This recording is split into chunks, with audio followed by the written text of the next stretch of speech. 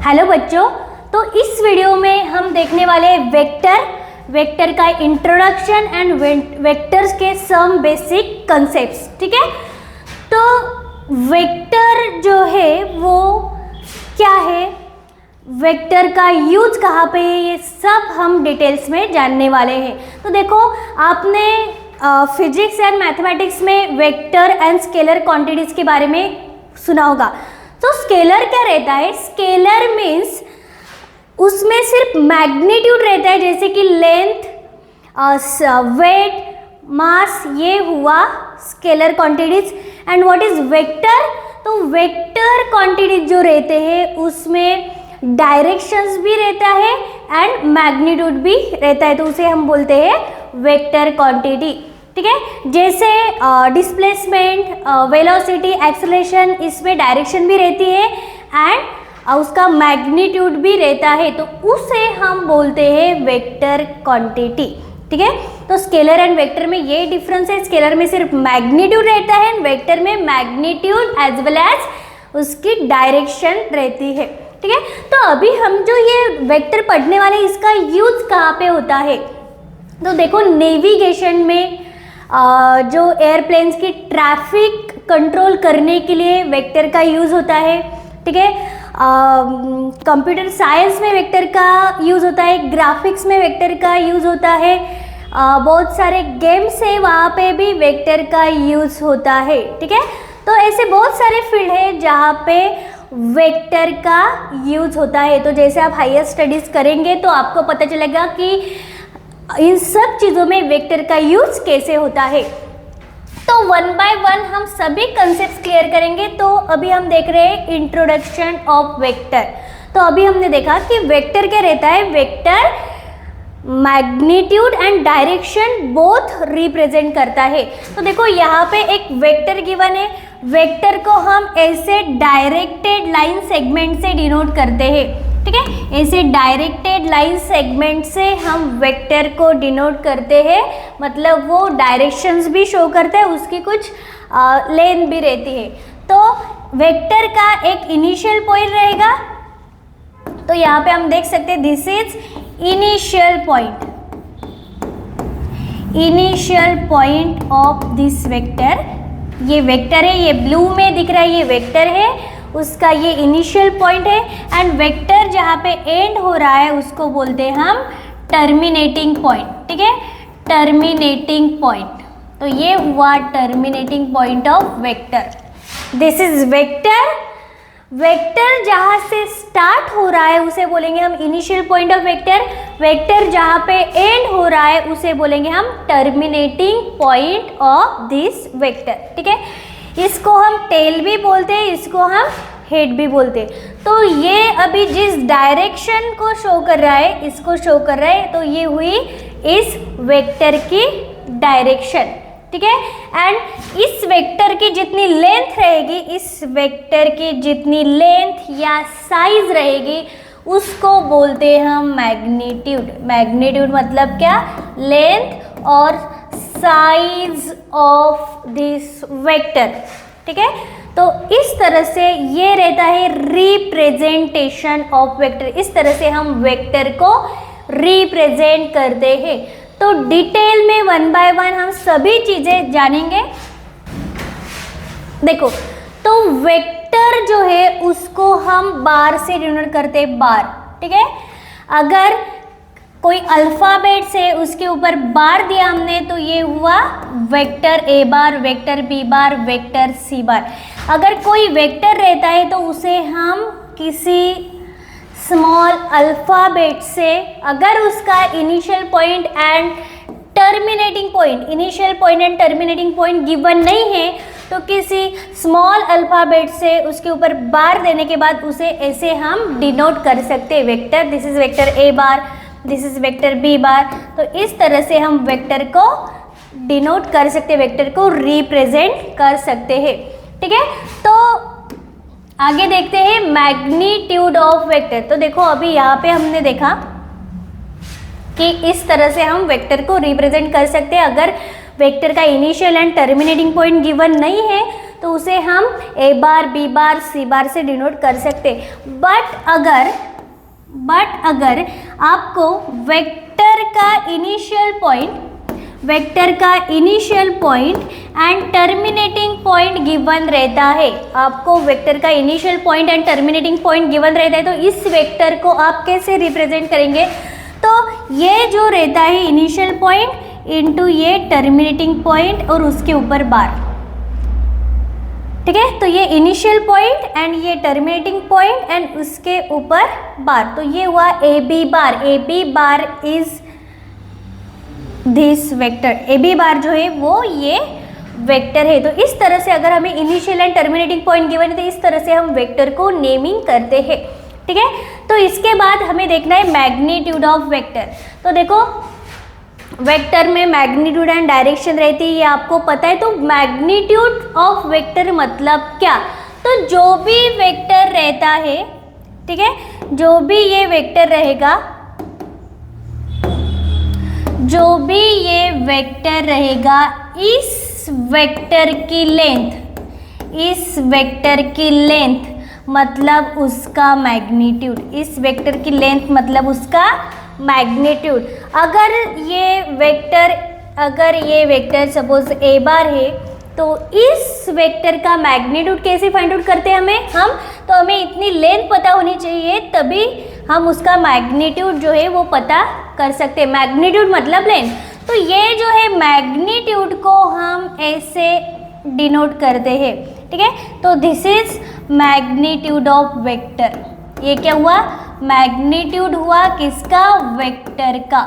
ऐसे मॉड में हम उसे डिनोट करते हैं, तो ये जो हुआ ये हुआ मैग्नीट्यूड ऑफ वेक्टर, ठीक है।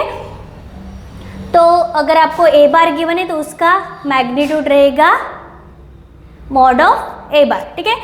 तो देखो अगर हमें एक ए बार गिवन है a1i plus a2j plus a3k, ठीक है, एक ये वेक्टर गिवन है। अभी ये आई जे के क्या है ये मैं आपको डिटेल में बताऊंगी। तो अभी कंसीडर करो कि दिस इज वेक्टर, ये वेक्टर है एंड इस वेक्टर का हमें मैग्नीट्यूड फाइंड आउट करना है। इस वेक्टर का हमें मैग्नीट्यूड फाइंड आउट करना है। तो इस वेक्टर का मैग्नीट्यूड कैसे फाइंड आउट करेंगे? So mod of A bar is equal to, अभी यहाँ पे जो आई का कोएफिशिएंट है a1 उसका स्क्वायर करना है हमें, बाद में यहाँ पे j का कोएफिशिएंट a2 है इसका स्क्वायर करना है एंड यहाँ पे k का कोएफिशिएंट a3 है इसका स्क्वायर करना है एंड ये स्क्वायरिंग करने के बाद एडिशन करना है और स्क्वायर रूट लेने के बाद ये जो है जो भी वेक्टर है उसका मैग्नीट्यूड जो है वो आ जाएगा, ठीक है। तो अभी ये आई जे के क्या है, ठीक है। तो अभी मैं आपको बताऊंगी व्हाट इज दिस आई जे के। तो देखो यहाँ पे ये एक्स एक्सिस है, यहाँ पे ये वाई एक्सिस है, यहाँ पे ये जेड एक्सिस है, ठीक है। तो देखो ये यहाँ पे एक्स वाई जेड एक्सिस है। तो what is I J and के? तो ये जो आई कैप है, ये आई कैप मतलब यहाँ पे unit vector along X axis, ठीक है। क्या है I cap? Unit vector along X axis. What is unit vector? Unit vector मतलब ऐसा वेक्टर जिसका मैग्नीट्यूड 1 रहता है। तो I cap is a unit vector along X axis where ये जो j है j कैप, ठीक है, j कैप क्या है? j cap is unit vector, ये भी क्या है? यूनिट वेक्टर है अलोंग y एक्सिस एंड ये जो है k cap is unit vector along z axis, ठीक है। तो I, J and K are unit vectors along x axis, y axis and z axis respectively, ठीक है। तो मैग्नीट्यूड ऑफ वेक्टर को कैसे रिप्रेजेंट किया हमने? मैग्नीट्यूड ऑफ वेक्टर मतलब इस वेक्टर की लेंथ, उसको बोलते हैं हम मैग्नीट्यूड ऑफ वेक्टर। अब उसको हम फाइंड आउट कैसे करेंगे? तो अगर आपको ऐसे ए बार गिवन है a1i plus a2j plus a3k, तो उसका मैग्नीट्यूड हम फाइंड आउट करते हैं under root of a1 square plus a2 square plus a3 square से, ठीक है। अब इसके बाद नेक्स्ट है पोजीशन वेक्टर्स, ठीक है, पोजीशन वेक्टर्स। तो तो देखो यहाँ पे अगर आपको वेक्टर्स गिवन है, ठीक है, तो यहाँ पे अगर आपको एक वेक्टर गिवन है, ठीक है, अगर आपको ये वेक्टर गिवन है, उसका इनिशियल पॉइंट है ए एंड उसका टर्मिनेटिंग पॉइंट है बी, तो इस वेक्टर को हम लिखते हैं A B bar. Initial point, terminating point, उसके ऊपर बार, ठीक है, इसको लिखते हैं हम ए बी बार। अभी ये जो इनिशियल पॉइंट है, इनिशियल पॉइंट क्या है, इनिशियल पॉइंट है यहाँ पे ए, ठीक है, इस ए का पोजीशन वेक्टर ऑफ ए, ठीक है, तो ये ए जो रहता है उसका पोजीशन वेक्टर लिखते हैं हम ए बार, स्मॉल ए बार। अगर कोई पॉइंट गिवन रहता है हमें तो उसका पोजीशन वेक्टर हम लिखते हैं ए बार। अगर ये पॉइंट है x1, y1, z1, ठीक है, ए पॉइंट है x1, y1, z1, तो उसका ए बार लिखेंगे हम। तो ए बार क्या आता है, ए बार आता है ये जो है x1 इसके साथ i आएगा, प्लस ये जो है y1 इसके साथ j आएगा, प्लस ये जो है z1 इसके साथ k आएगा।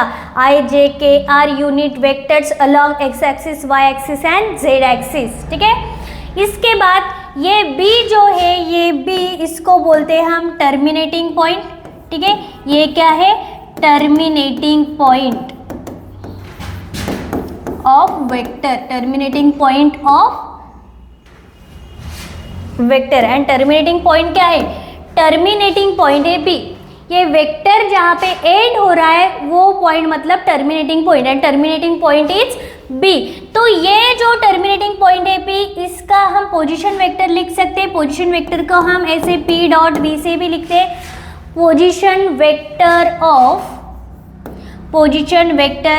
B is B bar, position vector of capital B is B bar. And ये जो बी बार है, ठीक है, ये जो बी बार है उसको हम लिख सकते हैं b1i। तो देखो यहाँ पे पोजीशन वेक्टर में भी पॉइंट हमें गिवन रहेगा। अगर यहाँ पे b पॉइंट है x2, y2, z2, तो इसका b का पोजीशन वेक्टर कैसे लिखेंगे हम, b बार इक्वल टू ये जो x2 है इसके साथ i, प्लस ये जो y2 है इसके साथ j, प्लस ये जो z2 है इसके साथ k।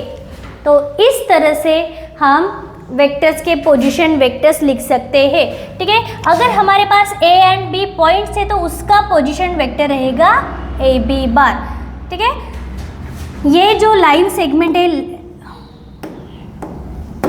यहाँ पे ये जो लाइन सेगमेंट है, ठीक है, position vector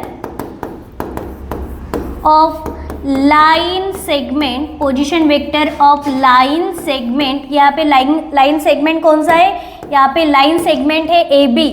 position vector of line segment A B is, ये जो ए बी लाइन सेगमेंट है इसका पोजीशन वेक्टर क्या रहेगा अभी, ए B bar, A B bar. अगर उसका initial point and terminating point given रहता है वेक्टर का, तो उसका पोजीशन वेक्टर हम ऐसे लिखते हैं ए बी बार, ठीक है। अभी ये जो ए बी बार है, इस ए बी बार को हम कैसे फाइंड आउट करेंगे। अगर हमें ए बी बार निकालना है तो ए बी बार को कैसे फाइंड आउट करेंगे हम, तो पहले सबसे पहले जो एंडिंग पॉइंट है, जो टर्मिनेटिंग पॉइंट है, उसका पोजीशन वेक्टर लिखेंगे बी बार। उसका पोजीशन वेक्टर क्या है, B bar. Position vector of B is B bar, तो यहाँ पे हमने बी बार लिखा, minus position vector of A is A bar. तो अगर हमें A B bar find out करना है तो हमें उसको बी बार माइनस ए बार अगर हमें ए बी बार का पोजीशन वेक्टर फाइंड आउट करना है तो उसको हमें बी बार माइनस ए बार करना पड़ेगा, ठीक है। तो इस तरह से आता है पोजीशन वेक्टर। अब वेक्टर के कंसेप्ट का लास्ट पॉइंट है डायरेक्शन कोसाइंस, ठीक है। ये सभी सम बेसिक कंसेप्ट, ये सभी जो है वो कुछ बेसिक कंसेप्ट ही है। तो अभी हमें पढ़ना है डायरेक्शन कोसाइंस। तो डायरेक्शन कोसाइंस क्या होता है, इसके पहले हमें एक कंसेप्ट देखना पड़ेगा, डायरेक्शन रेशोज। तो देखो ये एक्स एक्सिस है, ये यहाँ पे वाई एक्सिस है and this is Z axis, ठीक है, ये X Y and Z axis है। यहाँ पे हम एक वेक्टर कंसीडर करेंगे। Now this is A bar, ये क्या है, वेक्टर ए बार। अब डायरेक्शन कोसाइंस के पहले एक और कंसेप्ट है डायरेक्शन रेशियो, बाद में देखेंगे हम डायरेक्शन कोसाइंस, ठीक है। डायरेक्शन एंगल्स देखेंगे हम पहले, बाद में देखेंगे डायरेक्शन कोसाइंस। तो डायरेक्शन एंगल्स, तो डायरेक्शन एंगल्स क्या रहता है, तो ये जो वेक्टर है ए बार, ये एक्स एक्सिस के साथ जो एंगल बनाता है, दिस वेक्टर, दिस ए बार जो इस एक्स एक्सिस के साथ एंगल बनाता है with positive direction of x axis, ठीक है, तो उसको बोलते हैं हम अल्फा। सेम ए बार वाई एक्सिस के साथ पॉजिटिव डायरेक्शन में जो भी एंगल बनाता है उसको बोलेंगे हम बीटा, ठीक है, तो वो है beta. And same A bar ये जेड एक्सिस के साथ जो भी एंगल बनाता है उसको बोलते हैं हम गामा, ठीक है। तो यहाँ पे ये A bar X Y and Z axis के साथ जो एंगल बना रहा है उसको बोलते हैं हम अल्फा बीटा गामा। एंड ये जो अल्फा बीटा गामा रहते हैं, ये रहते हैं डायरेक्शन एंगल्स, इसको बोलते हैं हम डायरेक्शन एंगल्स। एंड अगर आपको डायरेक्शन एंगल्स पता है तो आप डायरेक्शन कोसाइंस फाइंड आउट कर सकते हैं, ठीक है। तो डायरेक्शन कोसाइंस कैसे फाइंड आउट करेंगे, तो ये डायरेक्शन कोसाइंस को हम ऐसे डीसीएस से भी लिखते हैं, डीसीएस, डायरेक्शन कोसाइंस मतलब डीसीएस। अभी ये जो डायरेक्शन कोसाइंस है, ये जो डीसीएस है, इसको कैसे फाइंड आउट करेंगे, तो ये जो डायरेक्शन एंगल्स है इनके कोसाइंस मतलब डायरेक्शन कोसाइंस, डायरेक्शन एंगल्स के कोसाइंस मतलब direction cosines. Now alpha is equal to, alpha का डायरेक्शन कोसाइन हुआ कॉस अल्फा, बीटा का डायरेक्शन कोसाइन हुआ कॉस बीटा, एंड गामा का डायरेक्शन कोसाइन हुआ कॉस गामा, ठीक है। ये cos alpha, cos beta and cos gamma are direction cosines. ये क्या है, direction cosines of vector, these are direction cosines of vector. तो देखो अभी यहाँ पे अगर डायरेक्शन कोसाइंस आपको पता है, cos alpha, cos beta and cos gamma, ये अगर आपको पता है तो देखो कॉस अल्फा को एल से भी डिनोट करते हैं, ये जो कॉस अल्फा रहता है उसको एल से भी डिनोट करते हैं, कॉस बीटा को एम से डिनोट करते हैं एंड कॉस गामा को एन से डिनोट करते हैं।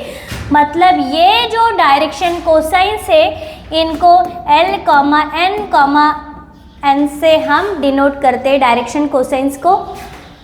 तो यहाँ पे हमने लिखा कॉस अल्फा मतलब एल, कॉस बीटा मतलब एम एंड कॉस गामा मतलब एन, ठीक है। तो अभी ये जो तीनों डायरेक्शन कोसाइंस हमने देखे, cos alpha, cos beta and cos gamma, इन तीनों में कुछ रिलेशन है। तो क्या है ये रिलेशन, तो L square plus M square plus N square, ये आता है 1, ये आता है 1। इसका मतलब क्या, एल के जगह पे हम लिखेंगे cos square alpha plus M मतलब कॉस स्क्वायर बीटा, एम मतलब कॉस बीटा उसका स्क्वायर है तो cos square beta plus cos square gamma is equal to 1। This is relation between, ये क्या है, relation between direction cosines, direction cosines, ठीक है। तो L square plus M square plus N square आता है 1। तो ये है रिलेशन बिटवीन डायरेक्शन कोसाइन। तो ये जो वेक्टर्स के कंसेप्ट है जो हमने यहाँ पे देखे हैं, फर्स्ट इंट्रोडक्शन, वेक्टर को कैसे हम रिप्रेजेंट करते हैं, उसके बाद बेसिक कंसेप्ट में वेक्टर को हम नेमिंग कैसे करते हैं, उसके बाद magnitude of vector, magnitude of vector क्या रहता है, एंड पोजीशन वेक्टर, उसके बाद पोजीशन वेक्टर के बाद देखा हमने डायरेक्शन कोसाइंस ऑफ वेक्टर। तो ये सभी पॉइंट जो है आपको अच्छे से करने हैं। आपको अगर वीडियो अच्छा लग रहा है तो वीडियो को लाइक करो एंड चैनल को सब्सक्राइब करो।